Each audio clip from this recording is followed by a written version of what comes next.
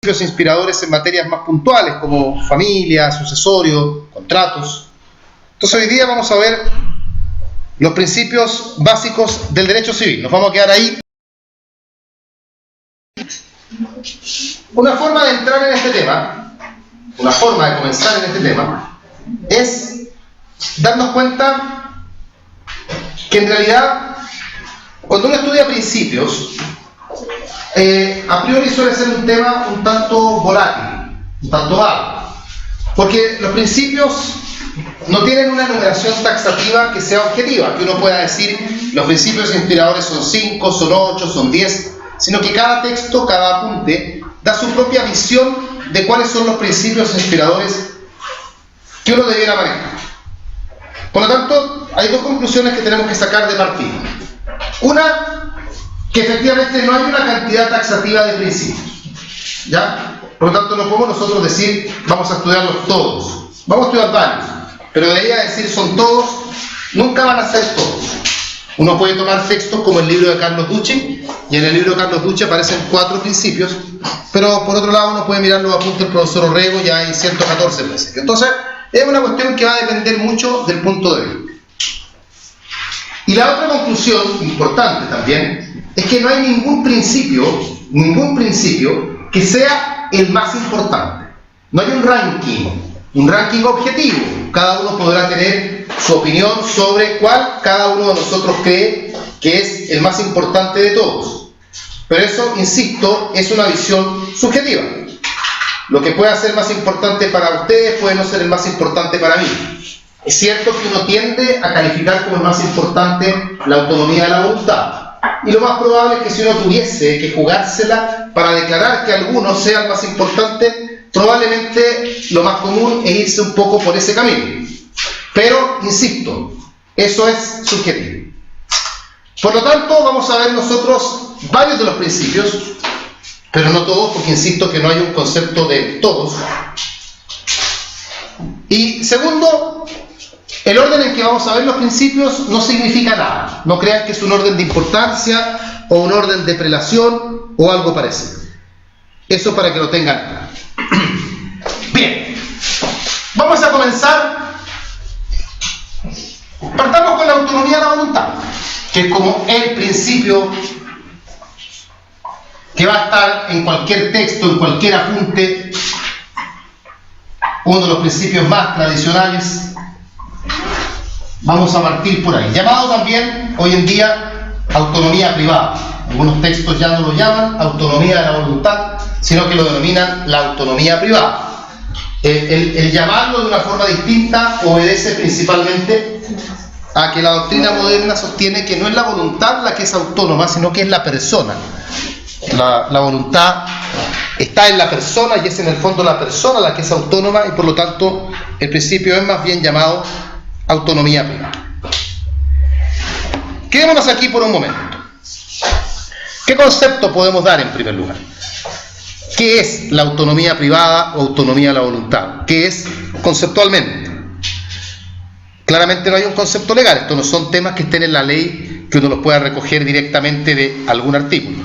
Hay ejemplos, sí, y eso sí lo vamos a recoger de artículos, pero concepto no hay. Sin embargo, lo que uno más suele repetir en esto es que la autonomía privada consiste en que en el derecho privado se puede hacer todo aquello que la ley no prohíba. En el derecho privado, dentro del cual está el derecho civil, en el derecho privado se puede hacer todo aquello que la ley no prohíba. O sea, no se trata de que nosotros tengamos que esperar a que el legislador nos diga lo que podemos hacer, sino que, por el contrario, si el legislador no nos prohíbe algo, tenemos que entender que sí podemos hacerlo. Hay que aclarar que este es un principio propio del derecho privado. En el derecho público es completamente a la inversa. Por lo tanto, no es un principio que uno pueda decir todo el sistema jurídico chileno se fundamenta en esto. No. Pero el derecho privado en gran medida sí. Y no todo, ¿ah? Esto lo vamos a ir analizando con calma. Pero, por ejemplo, si uno mira el derecho civil completo, hay una materia en el derecho civil donde este cuento de la autonomía privada no tiene la misma fuerza, que sería familia. Efectivamente, familia, que para nosotros forma parte del derecho civil, Es discutible eso en el derecho comparado, pero para nosotros sin duda está en el derecho civil. La verdad es que familia no tiene mucho que ver con la autonomía de la voluntad. Tampoco es que desaparezca la autonomía de la voluntad, pero claramente pierde mucha de su fuerza. Eso como concepto de autonomía de la voluntad. Cuando uno estudia este principio, lo voy a anotar aquí, autonomía de la voluntad, voy a desglosar acá los temas que tenemos que saber.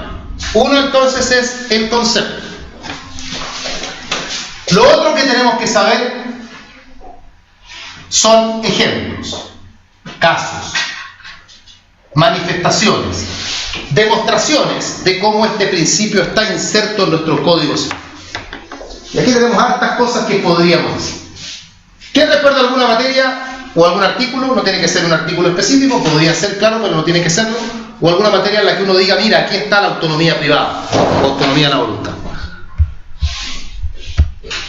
A ver, ¿algún ejemplo?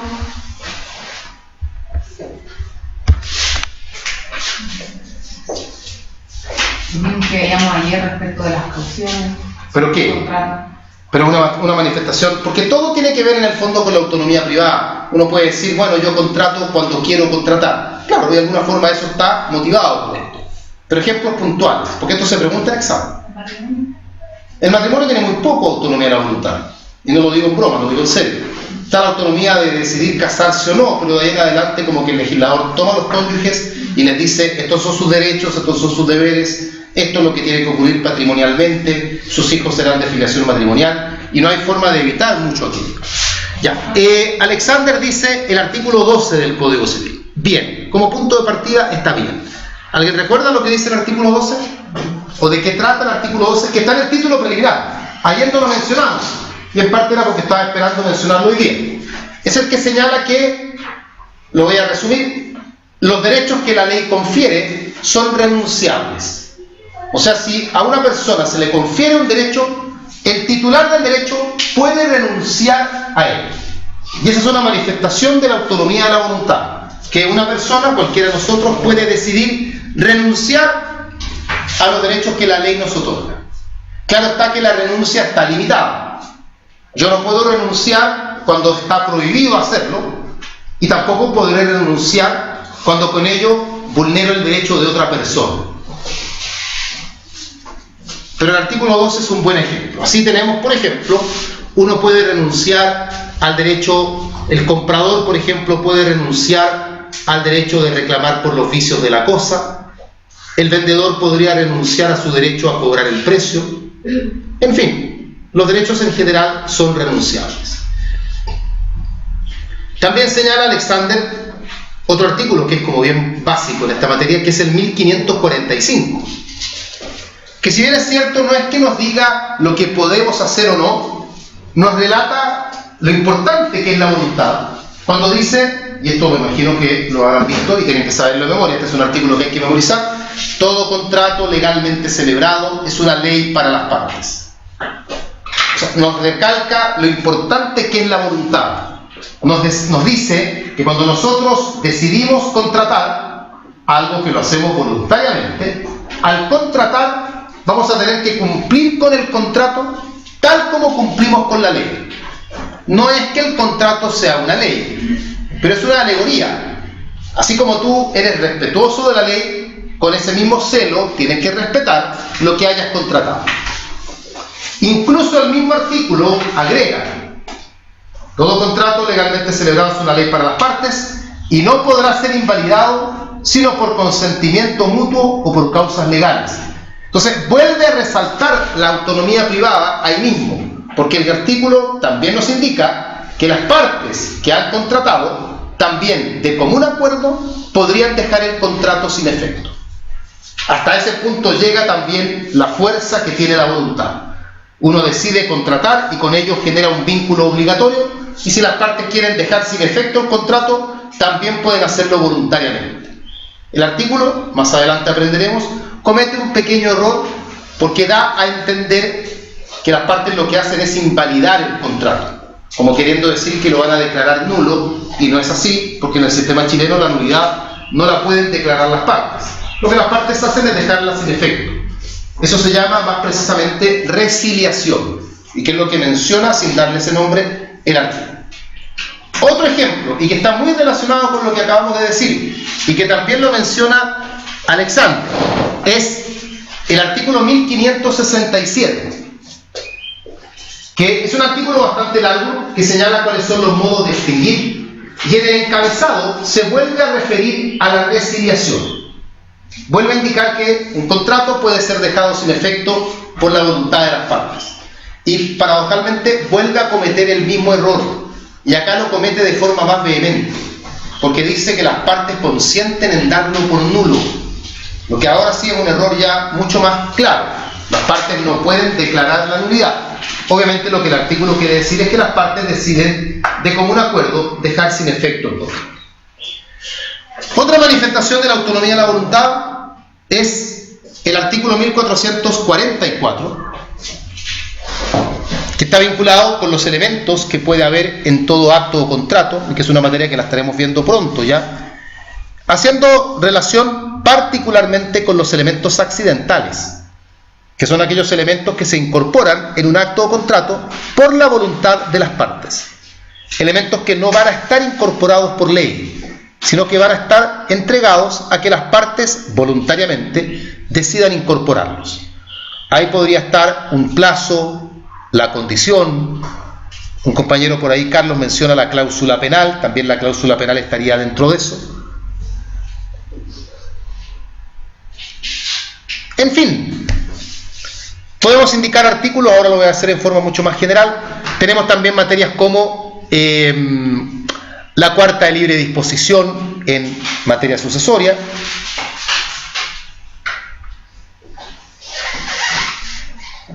La posibilidad, que la vimos ayer, de que las partes determinen de qué grado de culpa se responderá en un contrato. Eso también tiene que ver con la autonomía de la voluntad.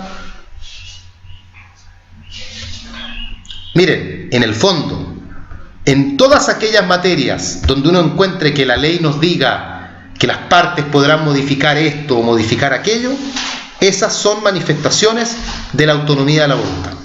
Por eso le digo que este es un tema muy variado. Ejemplos, por lo tanto, hay varios. Y el otro tema que uno debe manejar cuando estudia autonomía de la voluntad son los límites. ¿Cuáles son los límites a la autonomía de la voluntad? Es cierto, yo puedo hacer todo lo que quiera, pero el sistema chileno no es un sistema donde las personas podamos hacer realmente todo lo que queramos, sino que nuestra voluntad tiene límites. Y los límites más claros son... Ya, el derecho ajeno, esa típica frase de introducción al derecho, de que los derechos de las personas terminan donde comienzan los derechos de los demás. Y yo no puedo, por ejemplo, bajo la premisa de que el auto es mío, entonces lo voy a estacionar tapando la entrada de autos del vecino, porque no puedo yo vulnerar sus derechos solamente porque estoy yo invocando los míos. ¿Qué otro límite a la autonomía privada tenemos? Uno más obvio. Más que eso, no digo que esté mal. La ley. En el fondo la definición lo dice. Se puede hacer todo aquello que la ley no prohíba. Y si por ende la ley nos prohíbe una conducta, no tenemos autonomía privada ahí. Si la ley nos dice, por ejemplo, la facultad de testar es indelegable, nada que hacer. No podemos delegarla y no podemos nosotros pretender que la voluntad va a tener en ese caso más fuerza que la ley. De hecho, la voluntad nunca va a tener más fuerza que la ley, salvo que la ley lo permita.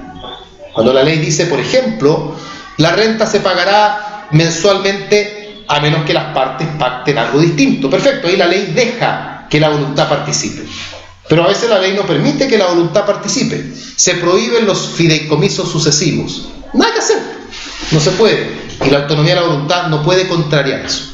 Llevamos dos límites. El derecho ajeno, la ley. Y el tercer límite, que es el que señalaba su compañera, es este conjunto de ideas bastante abstractas, que es la moral, las buenas costumbres, el orden público. La moral, que aparece muy poquito en el Código Civil, pero hay artículos que la contemplan. Por ejemplo, en 1461 es un concepto que a Andrés Bello no le gustaba incorporar en el código porque implicaba incorporar un elemento muy subjetivo, muy variable. A Andrés Bello las cosas tan variables no le gustaban, a él le gustaban más los temas que eran más certeros. ¿Por qué lo digo? Porque la moral va cambiando con el tiempo. Lo que podía ser considerado inmoral hace 40 años no necesariamente es considerado inmoral hoy día. Y a su vez, lo que nosotros hoy día estimamos inmoral puede que en 40, 30 o 20 años más no lo sea. Entonces a Andrés Bello ese tipo de conceptos no le gustaba. Además que, no quiero profundizar en esto porque no es materia civil, hay distintos tipos de moral. Está la moral colectiva, pero también está la moral individual. Yo tengo mi propia moral y la sociedad como conjunto también tiene una cierta moral que no tiene por qué ser igual a la que yo tengo. No nos metamos en ese tema porque no corresponde, obviamente, pero es ahí donde están los límites a la autonomía privada. Derecho ajeno, la ley y la moral, las buenas costumbres y el orden público. Primer principio entonces visto, autonomía privada o autonomía laboral. ¿Qué otro principio conocen? La buena fe. Otro de los principios clásicos. Es decir, otro de los principios que lo debiéramos encontrar en cualquiera de los textos en que estudiemos principios. Incluso cuando yo les dije, Carlos Duche señala solamente 4 principios, dentro de esos 4 están estos 2. ¿Qué es la buena fe? Al estudiar la buena fe tenemos que partir nuevamente con un concepto. Y aquí no digo que entremos en conflicto, pero el Código Civil solamente en una materia define la buena fe. Y la define en materia de posesión, que por lo demás es donde el Código más trata la buena fe. No es la única parte donde la trata, pero si hay un lugar donde más la desarrolla es ahí, en materia de posesión. Y la define, y acá esta definición hay que saberla porque es definición legal, como la conciencia de haberse adquirido el dominio de la cosa por medios legítimos, la conciencia de haberse adquirido el dominio de la cosa por medios legítimos, exentos de fraude y de cualquier otro vicio. Exentos de fraude y de cualquier otro vicio. Ese es el concepto legal de buena fe. ¿Dónde está? 706. Artículo 706. En pleno tema posesión. No es malo el concepto, pero es un concepto que sirve solamente para hablar de la buena fe en la posesión. ¿Cómo nosotros llevamos este concepto? Yo siempre les digo lo mismo. Por ejemplo, también tiene que haber buena fe en el matrimonio. Pero ¿cómo vamos a decir en el matrimonio que la buena fe es la conciencia de haberse adquirido el dominio de la cosa por medios legítimos, exentos de fraude y todo otro vicio? No nos cuadra. Por ende, la doctrina lo que ha hecho es un poco maquillar el concepto legal de buena fe para dar un concepto que sea más comprensivo. Y así entonces, un concepto doctrinario de buena fe es el que dice que la buena fe es la conciencia de estar o actuar en la vida jurídica por medios legítimos, exentos de fraude y cualquier otro vicio.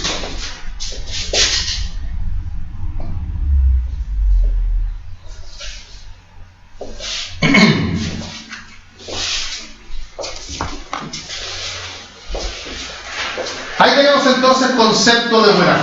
Si ustedes aprendieron otro, bienvenido sea, porque cuando un concepto es doctrinario, eso implica que lo pueden cambiar por otro si les resulta más fácil de aprender o ya lo repitieron tantas veces en la universidad que ya se lo aprendieron, así que no hay problema.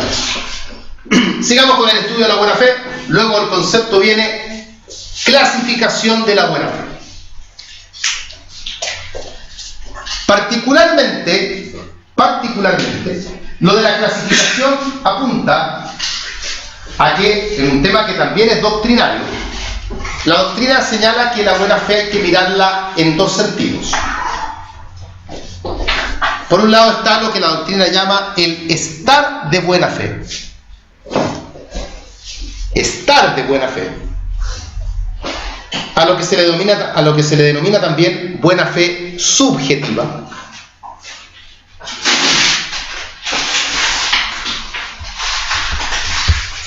Y lo otro es el actuar de buena fe. Actuar de buena fe. Lo que la doctrina califica también como buena fe objetiva. La buena fe subjetiva, entonces, y la buena fe objetiva. ¿De qué tratan ambas? La buena fe subjetiva es la que está en materia de posesión, justamente. Es justamente la que está en materia de posesión. O sea, es la buena fe que tiene que ver con la conciencia, con el estado anímico que tenemos. ¿Qué es lo que creemos? ¿Qué es lo que pensamos? La buena fe subjetiva no tiene que ver con las conductas, no tiene que ver con lo que hacemos, sino que con la disposición moral del individuo, con la persuasión que el individuo tiene. Y la manifestación más importante de esta buena fe es justamente la que está en la posesión. Porque piénsenlo, miren el concepto de la posesión particularmente. ¿Qué es lo que dice el código que es buena fe en materia de posesión? Dice que es la conciencia de haber adquirido el dominio de la cosa. No importa lo que hagamos, lo que importa es que nosotros estemos creyendo que adquirimos el dominio. Lo que está ocurriendo en realidad no es lo que importa es lo que nosotros pensamos. Incluso luego, el mismo artículo 706, si uno lo mira, va a ver que a continuación se dice que la buena fe es la persuasión que se tiene, el convencimiento que se tiene. La buena fe objetiva, en cambio, la otra cara de la buena fe, apunta a las conductas. Aquí ya no importa lo que nosotros pensemos o creamos. Esta buena fe se va a medir, se va a determinar con lo que hagamos. No importa lo que dices, no importa lo que piensas, lo que importa es lo que haces. La principal manifestación de la buena fe, de esta buena fe, de la buena fe objetiva, y para muchos autores, la manifestación más importante de la buena fe a lo largo del Código Civil, sin importar si es objetiva o subjetiva, es la que encontramos en el artículo 1546, que dice: los contratos deben ejecutarse de buena fe. Lo que se conoce también como la buena fe contractual. Cuando usted cumpla el contrato, hágalo de buena fe. Hágalo creyendo que está cumpliendo de manera lícita, creyendo que está cumpliendo sin causarle daño a otra persona.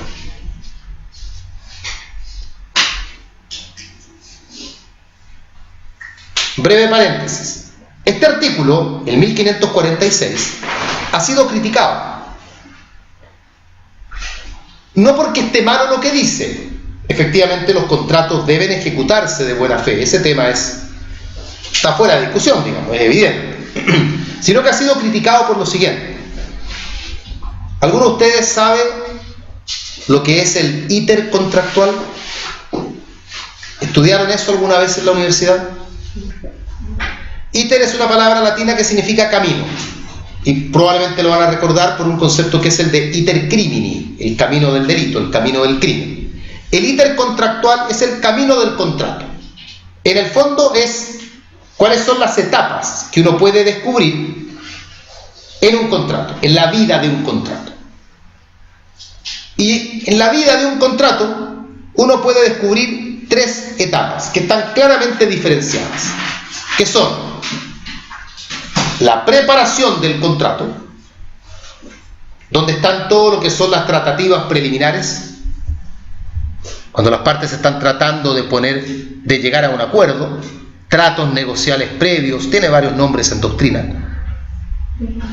La preparación del contrato.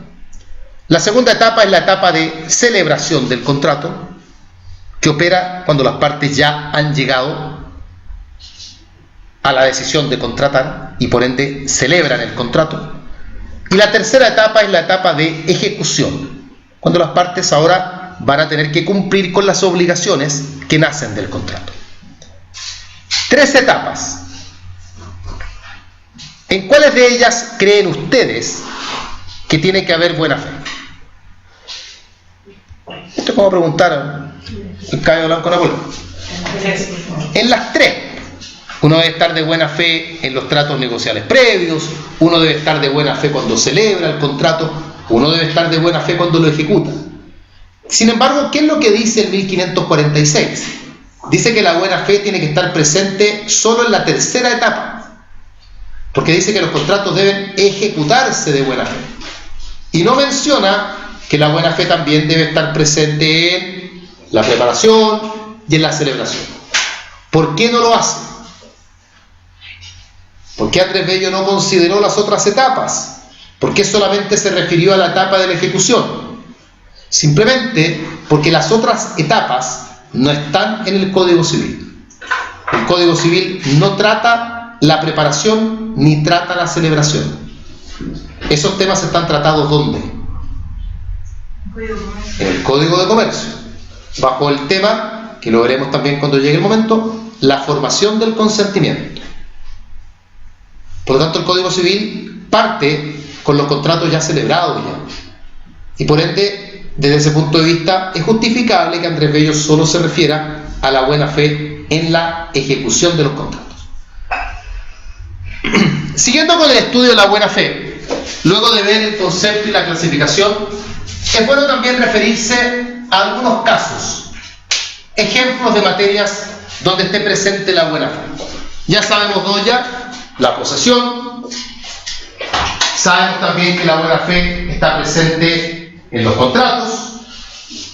¿Qué otra materia recuerdan ustedes en que haya una mención legal hacia la buena fe?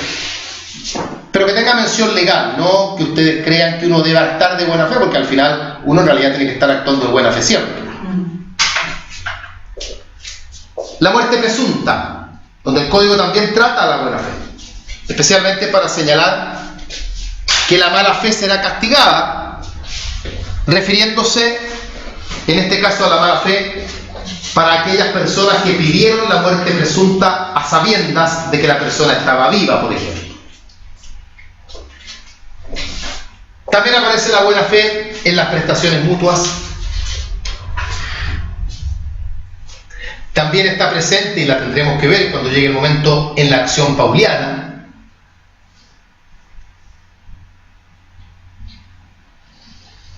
En la accesión, que es un modo de adquirir el dominio. En fin.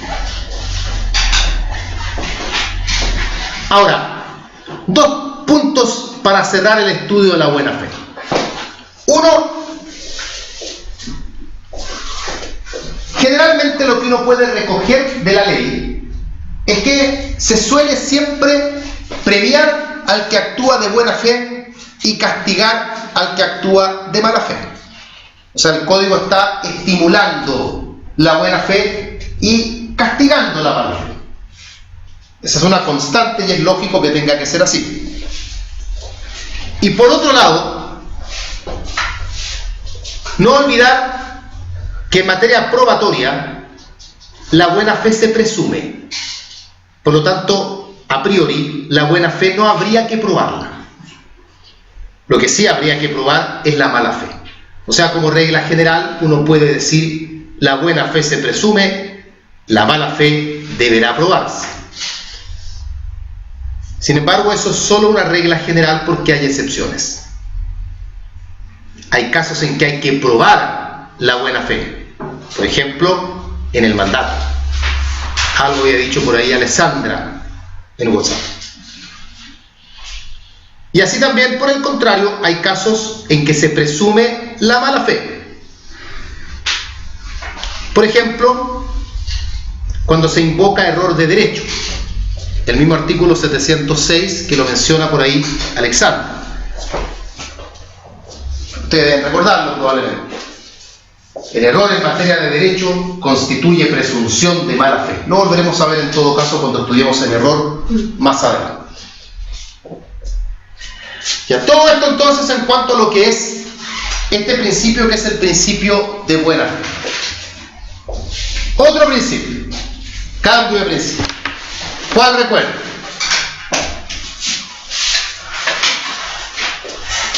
¿Alguno más? ¿Algún otro principio? Vamos, tienen que acordarse de algún principio. ¿Cómo no van a recordar algún principio inspirador? Alexander, sí dije Alexander, no le cambié el nombre. Lo que pasa es que hay una niña que se llama Alexandra, pero dije otro nombre, dije Alexander.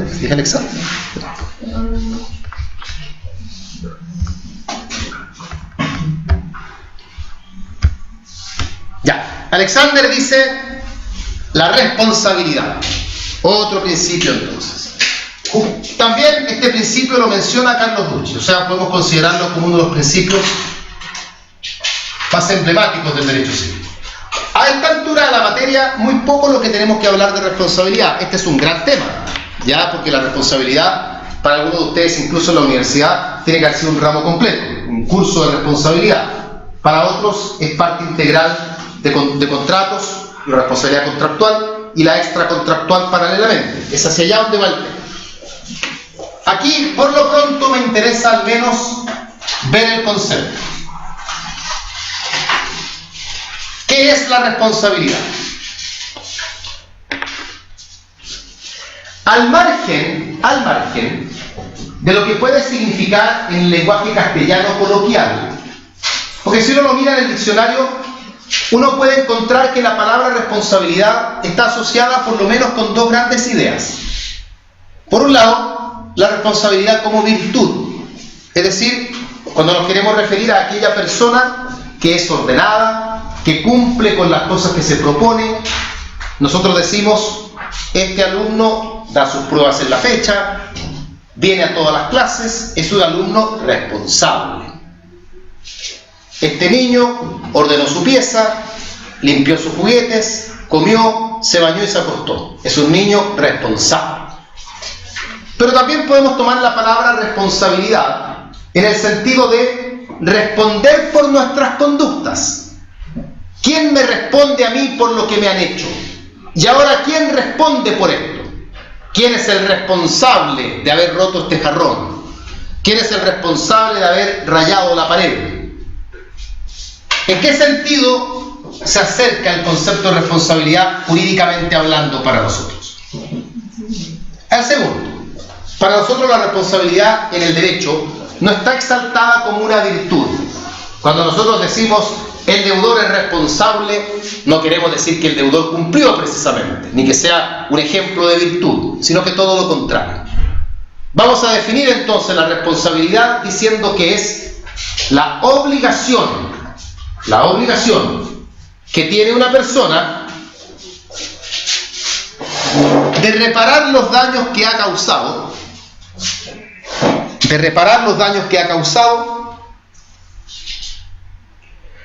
a consecuencia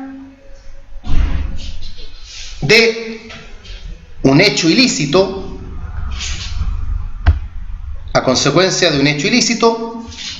o del incumplimiento de un contrato.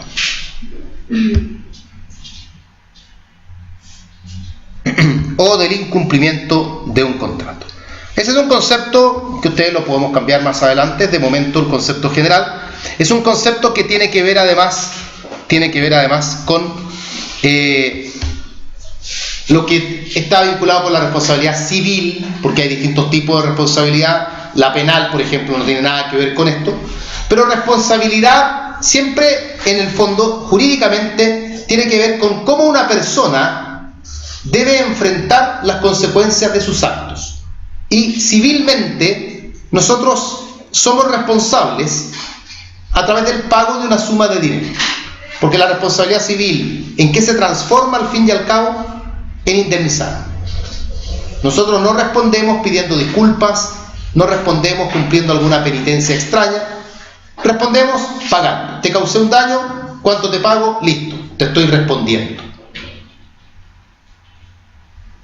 La gran materia que está asociada con la responsabilidad es la indemnización de perjuicio, que en todo caso es un tema transversal, porque a lo largo de todo el derecho civil aparecen instituciones vinculadas con alguien que causa un daño y tendrá que responder por ese daño. Tal vez el área del derecho civil, donde el concepto de responsabilidad aparece más menguado o más distorsionado, es familia.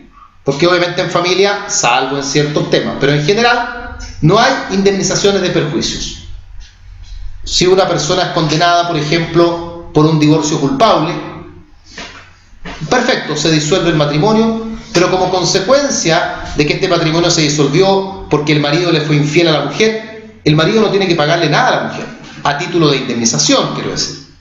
Y mal que mal, igual ha habido un incumplimiento de contrato. Si el contrato de matrimonio, como uno de sus deberes, impone la fidelidad, y el marido hizo caso omiso de la fidelidad, o la mujer, si quieren, para que el ejemplo sea más realista, la mujer hizo caso omiso de la fidelidad y por ende no hay derecho a indemnización ni nada más. Otro principio. ¿Quién recuerda ahora? Menciona Carlos el principio de igualdad. No porque la igualdad no sea un principio, pero la igualdad no es un principio del derecho civil. La igualdad es un principio del ordenamiento jurídico completo. Por eso que acá cuando uno habla del derecho civil, particularmente el derecho civil, no debiéramos meter la igualdad, ni el derecho a la vida, ni nada de eso, que son principios que obviamente el derecho civil también protege, pero los protege porque hay un llamado del ordenamiento jurídico a proteger esos principios. Están por lo demás elevados a rango constitucional. Menciona Carlos y menciona Michael también, y también Carla, la libre circulación de los bienes. Vámonos a ese principio. La libre circulación de los bienes, también conocido como la libre circulación de la riqueza.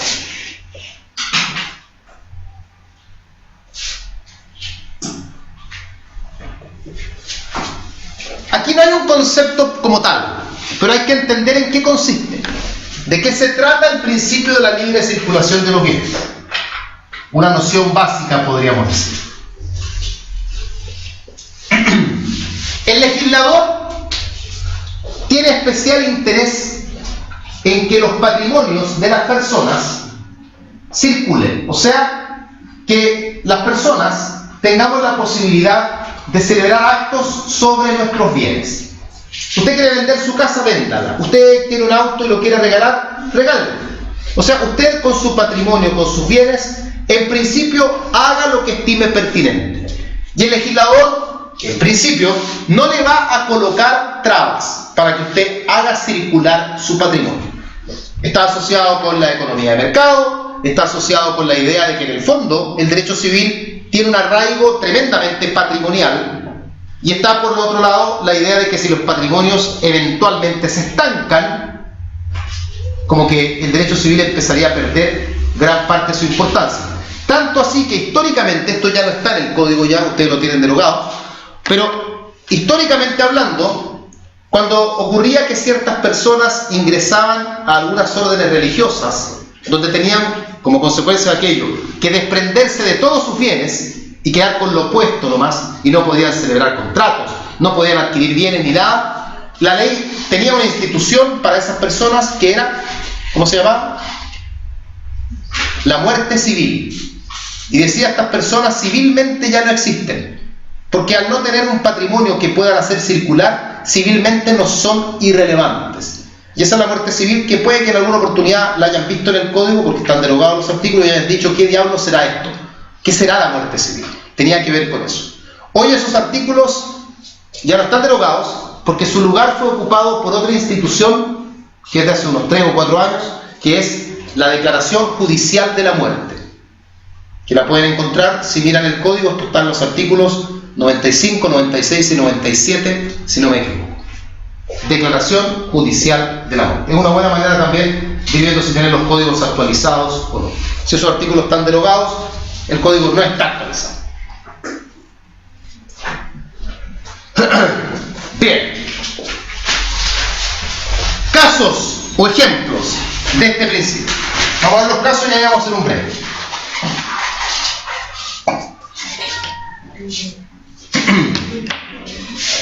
Ya, para entender esto, lo más fácil es actuar un poco en lo que es acción y reacción. Es decir, yo les voy a proponer un problema y vamos a ver cómo el legislador aborda ese problema. Obviamente el problema está asociado con la libre circulación de los bienes. Son ejemplos. Primer problema. Cuando una persona desaparece, no queda nadie para administrar su patrimonio. Y por lo tanto, en ese escenario, ese patrimonio, al no tener un administrador, queda entrampado, queda paralizado. ¿Quién va a cobrar créditos? ¿Quién va a pagar deudas si no hay nadie a cargo de administrar el patrimonio? Respuesta del legislador: ¿qué institución aparece para corregir esto? Persona desaparecida y no hay nadie que administre el patrimonio. ¿Cómo lo corrige la ley?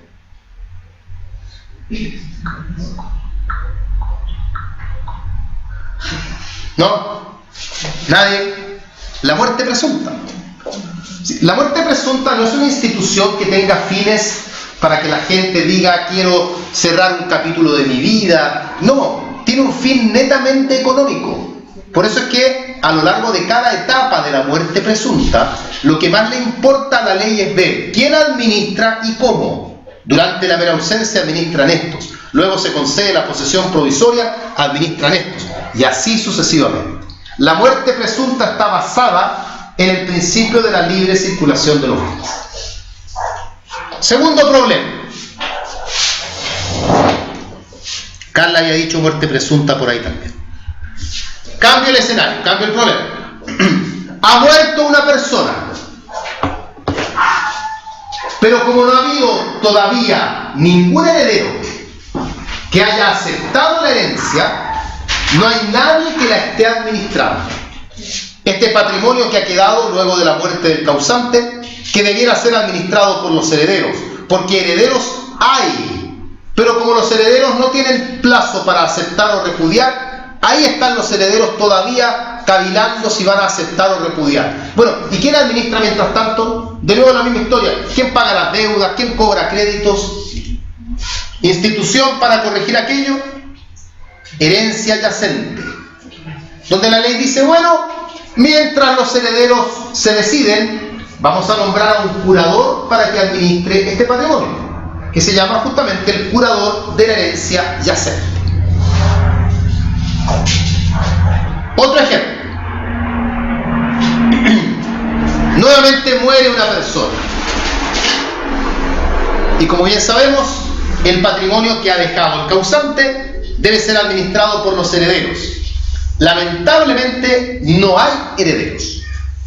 No lo hay porque nunca hubo, o porque repudiaron, o por lo que sea, pero la verdad es que no hay herederos. Y ahí está el patrimonio tirado, virtualmente hablando. ¿Quién lo va a administrar? ¿Qué hace el legislador? ¿Qué institución surge? Como dice Jorge por ahí, la herencia vacante, que es otra historia. No confundir con herencia yacente, entonces. La herencia vacante es aquella que no tiene herederos y va al fisco. Y el fisco la administra. Entonces, la yacente es la que tiene herederos, pero los herederos aún no aceptan ni repudian. La vacante es la que no tiene herederos. No confundir entonces una con otra. Un último ejemplo.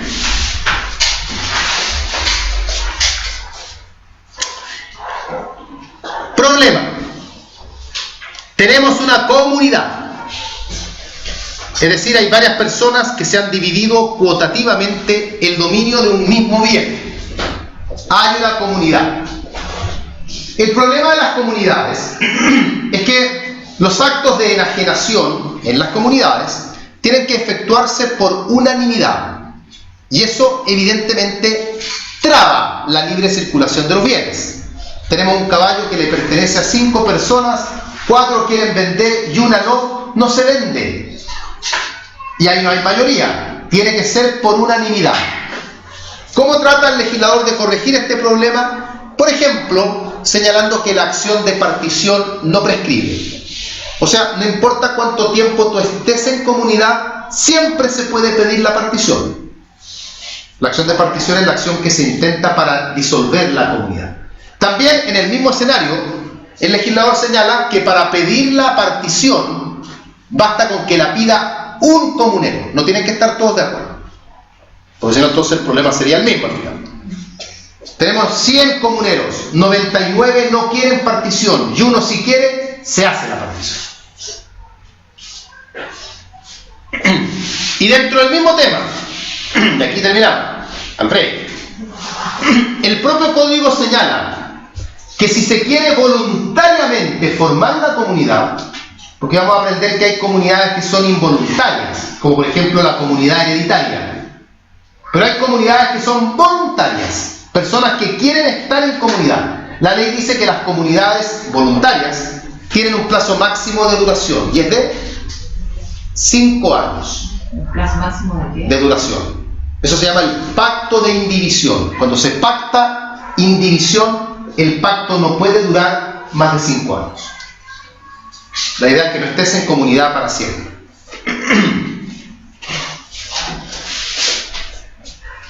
Bien, ahí tenemos algunas materias que están vinculadas con este principio, que es la libre circulación de los bienes o libre circulación de la riqueza. Ya, vamos a hacer un break. Vamos a dejar en todo caso escrito el principio que viene a continuación, que lo vamos a tomar también de lo que han dicho sus compañeros ahí en el WhatsApp, que están mirando los apuntes, eso para ellos llenan de principio el WhatsApp. Vamos a señalar, como dice Jorge por ahí, y lo dijo Alexander también, y María José, el enriquecimiento sin causa.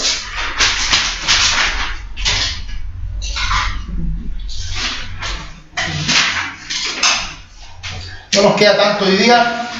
Hoy vamos a concentrar en los principios inspiradores del derecho civil. Quedará la colita pendiente de los principios en otras materias también para cerrar el tema de principios completo. Ya, break entonces.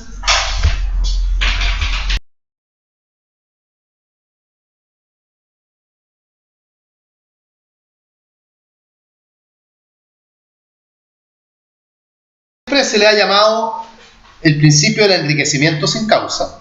Hoy en día suele ser llamado más bien el principio del rechazo al enriquecimiento sin causa. Básicamente por una cuestión de forma, porque todos los principios tienen un nombre que tienden a destacar lo que uno persigue con el principio. Uno quiere exaltar que haya buena fe, que haya autonomía de la voluntad, eso es lo que uno busca en el fondo. No estamos buscando que haya enriquecimiento sin causa, todo lo contrario, estamos tratando de evitar que haya enriquecimiento sin causa. Es por eso que al principio, hoy en día se le llama más bien el rechazo al enriquecimiento sin causa. ¿Por qué? ¿Por qué? O sea, ¿qué problema puede haber con el enriquecimiento sin causa? También acá hay que comprender una noción básica. No es que al legislador le moleste que la gente se enriquezca, porque mal que mal, ¿qué le puede importar al legislador si la gente gana o no gana? Pero el punto es que desde un punto de vista netamente contable, las ganancias no surgen de la nada. Por ende, si hay un patrimonio que está obteniendo una ganancia, tiene que haber otro patrimonio que esté sufriendo una pérdida. Alguien tiene que estar perdiendo lo que otro está ganando. Y si esa ganancia es injusta, esa pérdida también es injusta. Y eso último es lo que al legislador no le parece. Que haya una ganancia que suponga una pérdida para otro y que esa situación esté ocurriendo sin que haya una institución legal que lo permita. Casos. Instituciones vinculadas con este principio. Por ejemplo, las prestaciones mutuas, de las cuales vamos a hablar más adelante, parte del curso. Hablamos de prestaciones mutuas de todas maneras para referirnos a los ajustes económicos que tienen que hacerse entre sí personas como por ejemplo un reivindicante con el poseedor, cuando el poseedor le devuelve la cosa al reivindicante y el reivindicante le dice: oye, pero aquí esta cosa viene con deterioros, ¿quién me responde por esto? O bien a la inversa, el poseedor le dice: yo te la devuelvo, pero yo le hice mejoras. Entonces, ¿quién me reembolsa mi vuelvo? Ahí aparece la institución de las prestaciones mutuas justamente para tratar de equilibrar las pérdidas y las ganancias que las partes sufren. Otra institución vinculada con el enriquecimiento sin causa es, o son mejor dicho, las recompensas de la sociedad conyugal. Cuando llega un momento en que al estar liquidando la sociedad conyugal, tenemos que hacer también un ajuste sobre quién pagó las deudas de quién. Si nos enteramos o nos damos cuenta, por ejemplo, que la sociedad conyugal tuvo que pagar una deuda personal del marido. Entonces la sociedad conyugal le va a decir al marido: usted devuélvame lo que yo pagué. Pues esa era una deuda que no era de la familia, era una deuda completamente suya. Eso se llama recompensa. Tenemos también otra institución en materia de accesión. En materia de accesión, hay un par de instituciones donde también aparece este principio. Por ejemplo, la mezcla. Por ejemplo, la adjunción. Por las caras que ponen, creo que no hay un recuerdo de lo que es la mezcla o lo que es la adjunción. Voy a explicar brevemente para que puedan hacer el nexo con la materia. Vamos con la adjunción primero. Vamos a colocar el mismo ejemplo que el código coloca, que es bastante simple. Pedro es dueño de una argolla de oro, María es dueña de un diamante, y deciden juntarlos para crear un bien nuevo, un anillo de diamante. Y por lo tanto el legislador dice: perfecto, se junta un bien con otro, se crea un bien nuevo, y la pregunta ahora es: ¿a quién le pertenece ese nuevo bien? ¿A quién le pertenece el anillo de diamante? ¿Es del que colocó la argolla o es de quien colocó el diamante? Ya, no importa que veamos el detalle ahora de a quién le pertenece. El punto está en que si concluimos que le va a pertenecer, por ejemplo, a ¿Juan se llama? A Pedro, le va a pertenecer a Pedro, Pedro tiene que pagarle a María el valor del diamante, porque si no habría un enriquecimiento sin causa. Yo tenía una argolla de oro, ahora tengo un anillo de diamante y no gasté un peso. No, tiene que haber una retribución, porque si no, por el contrario, María estaría sufriendo una pérdida injusta. Yo tenía un diamante y ahora no tengo nada. No puede ser.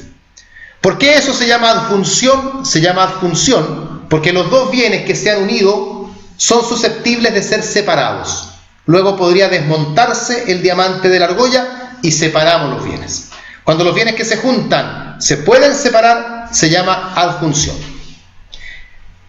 Cuando los bienes que se juntan no se pueden separar, se llama mezcla.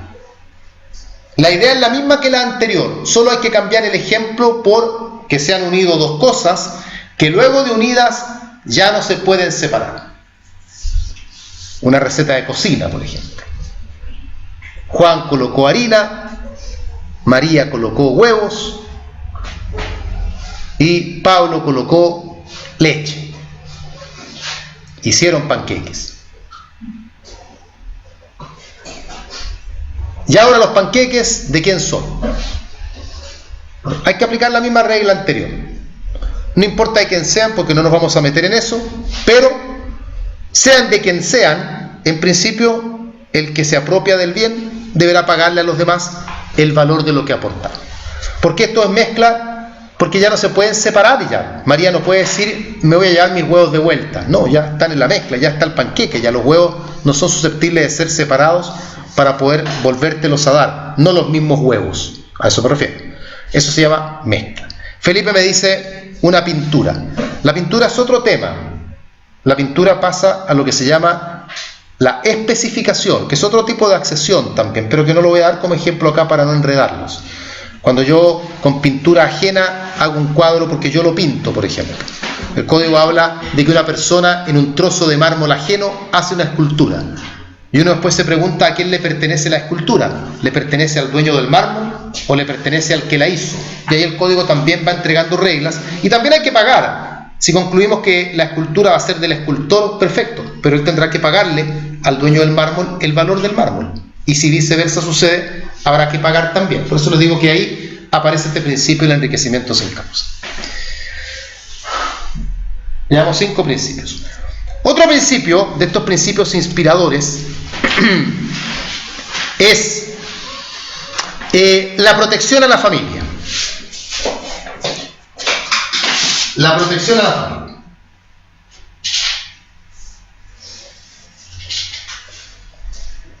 También llamado en algunos textos más clásicos, más conservadores, la constitución cristiana de la familia.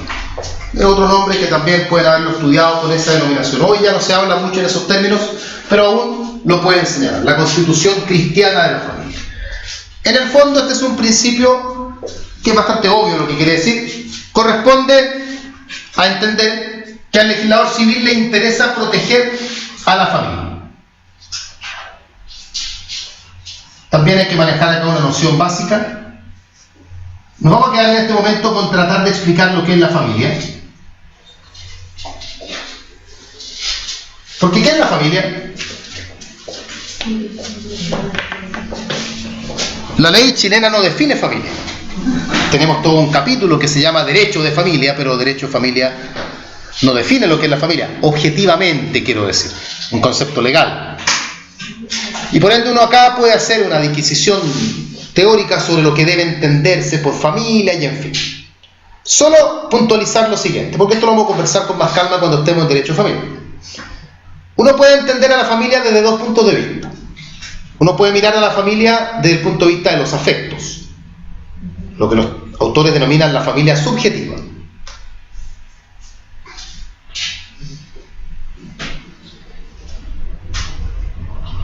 De acuerdo a esta lógica, por ejemplo, si yo resulta que fui abandonado por mi padre a los pocos días de haber nacido y él me reconoció, pero nunca más volví a saber de él, nunca me llamó, nunca se acercó a mí, y de hecho en este momento yo no sé si él estará vivo o muerto, y probablemente él tampoco sepa si yo lo estoy. Por ende, para mí mi padre no es mi familia. Eso sería un concepto subjetivo. Otra concepción de la familia es mirar a la familia como algo objetivo, donde acá los afectos no tienen nada que ver, sino que la familia está determinada por parámetros ajenos al afecto. De acuerdo a este último concepto, si este caballero que me abandonó a los pocos días de yo haber nacido me reconoció como su hijo, entonces él es mi familia, porque él es mi padre, suponiendo que yo no tengo otro que me haya reconocido luego, ni se ha impugnado nada. Él es mi padre legalmente hablando y por lo tanto somos familia. ¿Cuál de estas dos familias es la que recoge nuestra legislación? Obviamente la objetiva, no puede ser de otra forma. Esto no tiene nada que ver con que nosotros analicemos quiénes son familia y quién no, sino que tiene que ver con una percepción legal. Y así entonces, Felipe me dice, la familia es el grupo de personas unidas con fines altruistas y de concepción y que buscan el desarrollo personal de cada uno de sus integrantes. Puede ser, pero ese concepto, para los efectos de lo que es familia civilmente hablando, no nos cuadra. Ese grupo de personas puede ser una comunidad hippie, perfecto, y bien por ello, pero no nos cuadra como familia. Una comunidad hippie entre sí no se van a reclamar alimentos, ni van a tampoco a optar a calificarse unos a otros como parientes en el sentido legal, ni pueden participar de la asociación intestada. O sea, las instituciones propias del derecho de familia no los protegen. Entonces el concepto más usado hoy día de familia es el que dice que es el conjunto de personas unidas por vínculo matrimonial, o por acuerdo de unión civil, que hay que agregarlo ahora porque la familia también pasa por ahí, o por acuerdo de unión civil, o por parentesco. O sea, mis parientes son mi familia, mi cónyuge es mi familia, mi conviviente civil es mi familia. Y la idea entonces del legislador es proteger a la familia. ¿Qué casos podemos encontrar donde observemos que la familia está siendo protegida? Por ejemplo, yo ya señalé algunos: alimentos,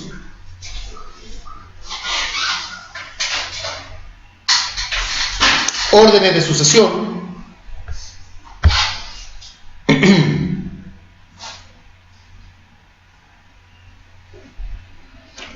instituciones un tanto marginales, pero igual hay que mencionarlas, como el derecho de uso y habitación. El mejor ejemplo para un examen de grado, porque ya que dijo eso, hablemos de la habitación. No, no es un tema que en el examen uno esté deseoso de tratar. En fin, son materias de ese tipo. En general son materias que están obviamente dentro del ámbito del derecho de familia. Es evidente que hay un nexo bastante cercano entre los dos. Ya, quedémonos con estos principios. Jorge agrega los bienes familiares. También, los bienes familiares son una institución que está asociada con la familia. Incluso, para los que no lo hayan visto en la universidad, también puede reclamarse o puede constituirse bienes familiares en el acuerdo de unión civil. Así que los bienes familiares ya no son una institución propia del matrimonio nada más, sino que el acuerdo de unión civil también da lugar a que se pueda constituir bienes familiares.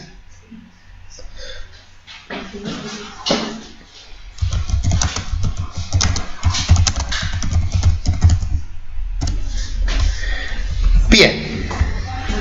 ¿Son estos los únicos principios que hay? No.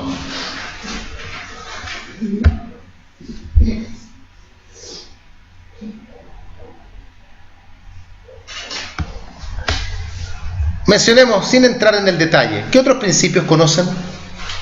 Por ejemplo, está el principio de la omnipotencia de la ley. Está también el principio del respeto a la propiedad privada.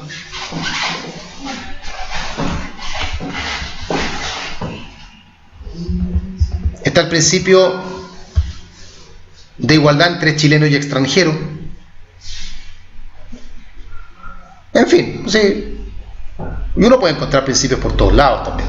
Por eso les digo que acá no hay una cantidad taxativa de principios. Dígame.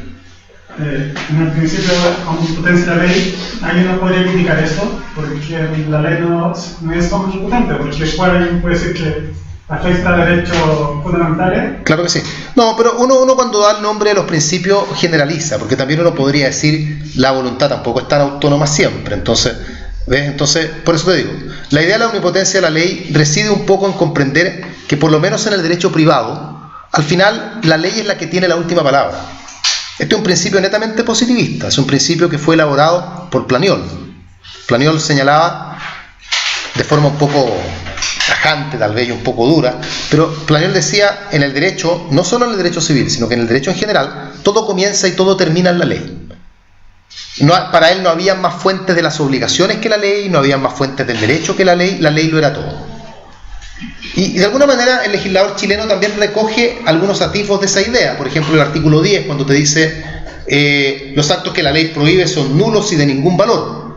O el mismo artículo 1444, cuando te dice que en los actos o contratos hay elementos incorporados por ley que si faltan, el acto no produce el efecto alguno o degeneran otro distinto, que son los elementos de la esencia. O sea, uno encuentra manifestaciones de materias puntuales donde aparece la ley exacerbada en cuanto a su importancia.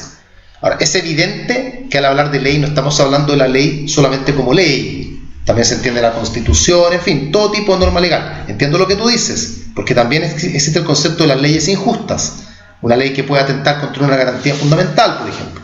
Y para eso hay herramientas como el recurso de inaplicabilidad por inconstitucionalidad o cosas parecidas. Planiol decía, por ejemplo, a ver, ¿cuáles son las fuentes del derecho? Ah, mire, Planiol, son la ley, la costumbre. No, decían, la costumbre no es fuente del derecho. ¿Pero cómo? Si la costumbre, y está el artículo 2 del Código Civil, que dice que la costumbre constituye derecho cuando la ley se remite a ella. Entonces, ¿qué te decía Planiol? Si la costumbre constituye derecho cuando la ley se remite a ella, entonces es la ley la que tiene valor ahí, no es la costumbre. Porque la costumbre por sí sola no vale. La costumbre necesita que la ley le permita tener valor. Entonces, él razonaba así. Uno podrá estar de acuerdo o no, esa es otra historia. Pero él razonaba sobre esa lógica. Él te decía, ¿cuáles son las fuentes de las obligaciones? Bueno, la ley, los contratos, los delitos, no te decía. Los contratos son fuentes porque la ley dice que pueden generar obligaciones. Al punto tal que si la ley te dice que un contrato X no vale, no vale. ¿No? Y los delitos son delitos porque están tipificados por la ley. Si la ley no los tipifica, no son delitos. Entonces, para él, la ley lo era todo. Es su concepto, su postura. Entonces, de ahí surge un poco este principio. No es un principio muy relevante, por eso es que no lo mencionamos acá. Está lleno de principios, y créanme que uno puede encontrar principios, pero por todos lados. Y hay, y hablándolo en serio, hay, no sé si no es un apunte, es un documento, es como un tríptico, más que un tríptico, no sé qué nombre darle, como una libretita pequeñita, de estas que saca el Colegio de Abogados, pero es muy antigua, donde es un trabajo del profesor Juan Andrés Orrego con Marco Antonio Sepúlveda, que hicieron un desglose de los principios que uno puede encontrar en el Código Civil. Y es un trabajo breve, pero salen como 30 y tantos principios.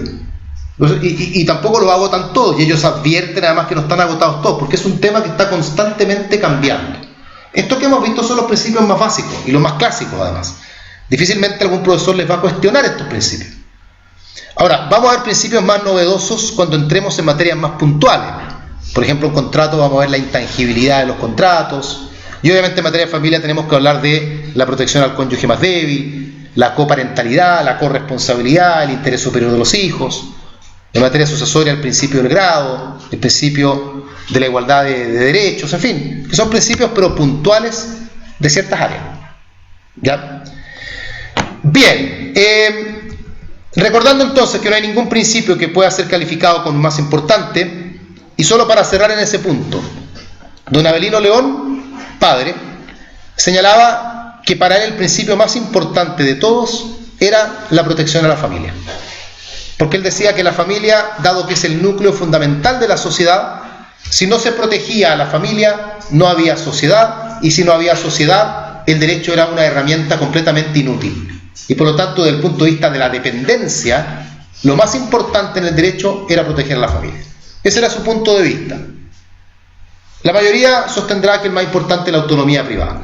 Para efectos de un examen, si les llegan a preguntar cuál ustedes estiman que es el más importante, ¿cuál tienen que responder que es el más importante? No. No. No. El que mejor manejen. Obvio. El que mejor, porque les van a preguntar de ese. Entonces el que mejor manejen es el que para ustedes va a ser el más importante en ese momento. Objetivamente hablando, deberá estar entre los dos primeros. Porque es lo que uno espera, como porque no, que el alumno a mí me diga, yo creo que el más importante, profesor, es, voy a colocar uno que señaló Francisco por ahí, el principio de extraterritorialidad. Yo le voy a decir no. Hábleme de otro, es un principio de derecho público más que de derecho privado. Yo creo que el más importante, profesor, es el principio de la convicción de los actos propios. No, no creo, entonces no hablemos de eso. Entonces deberá estar entre los dos primeros, que son los que uno más espera. Me preguntaba Leslie también, un tema puntual de su universidad, me dice que en el cedulario de la Universidad Central, el tema de los principios aparece mencionado como, comillas, reconocimiento de cada principio a lo largo del código. Eso se refiere en el fondo a lo que hemos hecho nosotros, o sea, tratar de ir descubriendo cómo los principios van apareciendo a lo largo del Código Civil. Este es un tema que puede ir muy de la mano con la estructura del código.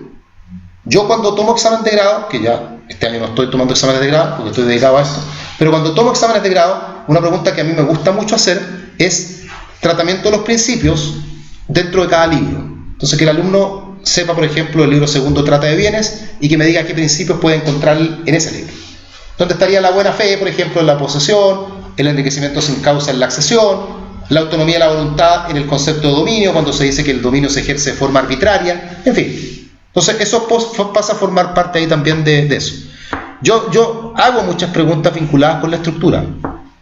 Ejemplos de actos jurídicos unilaterales por libro.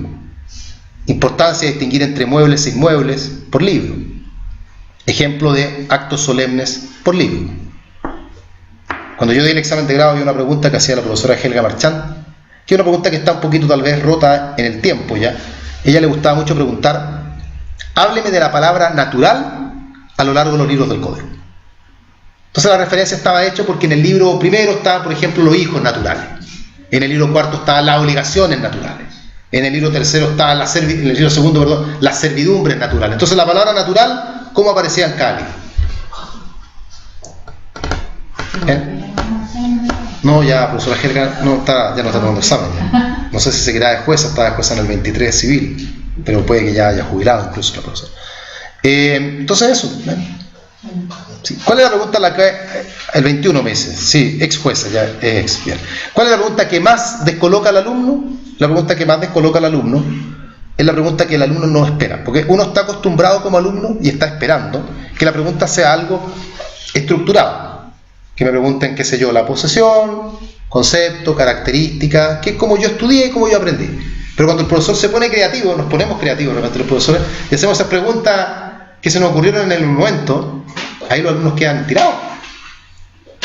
Pero esas preguntas uno las hace porque con eso uno separa al alumno que memorizó del alumno que entendió. Porque el que entendió, por último, es posible que trate de rasguñar por aquí y por allá y llegue a un buen puerto. Pero el que memorizó no va a llegar a ningún lado. Esto no es un llamado a no memorizar, porque hay que memorizar. Cuando uno le dice al alumno, no, yo no pido conceptos de memoria, es la mentira más grande. Y eso es lo primero que uno no tiene que hacerle caso al profesor es en eso.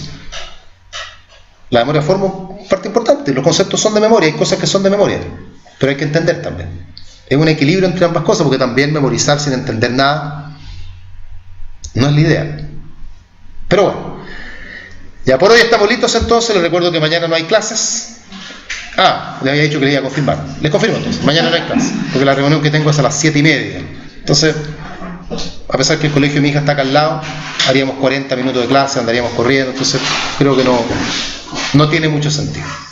El jueves sí, así que ahí, además que Alexis Sánchez no va, así que menos posibilidades de ganar, así que ya...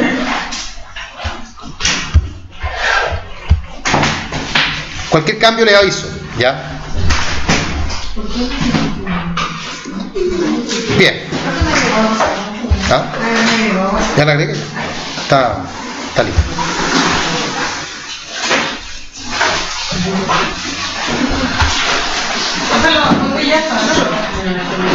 No es.